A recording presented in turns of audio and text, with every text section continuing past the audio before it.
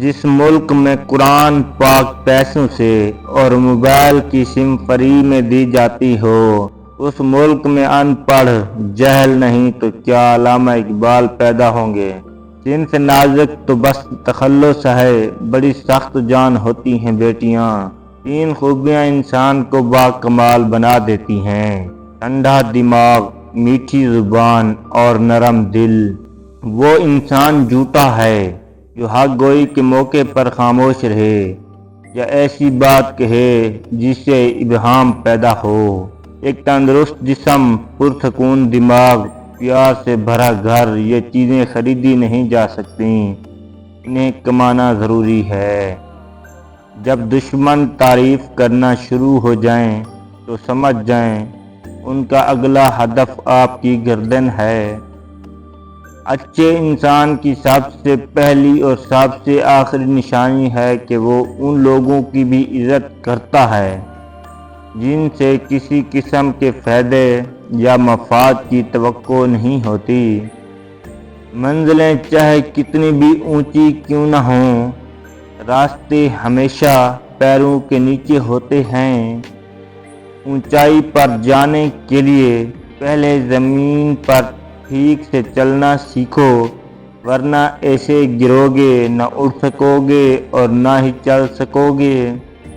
ہر بات دل سے لگاؤ گے تو روتے ہی رہ جاؤ گے۔ جو تمہارے ساتھ جیسا برتاؤ کرے اس کے ساتھ ویسا ہی رہنا سیکھو۔ شیخ سعدی: اگر تم اپنے راز کو چھپانے میں کامیاب ہو تو تمہارا راز تمہارا غلام ہے، اور اگر ظاہر ہو جائے تو تم اس کے غلام بن جاؤ گے۔ زندگی کا بہترین خزانہ علم ہے جو نہ چوری ہو سکتا ہے اور نہ ضائع۔ اچھا انسان مطلبی نہیں ہوتا، وہ بس دور ہو جاتا ہے ان لوگوں سے جو اس کی قدر نہیں کرتے۔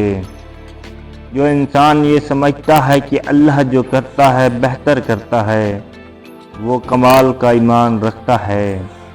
اگر تم سچ میں کسی کی مدد کرنا چاہتے ہو تو اس کو مچھلی دینے کی بجائے مچھلی پکڑنا سکھا دو۔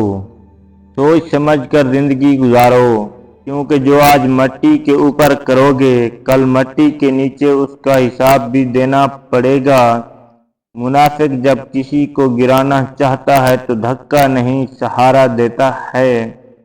ایک بیٹی اور ایک درخت دونوں کا گھر میں ہونا ضروری ہے، کیونکہ درخت ہمیشہ دھوپ میں سایہ دیتا ہے اور بیٹی ہمیشہ درد میں ساتھ دیتی ہے۔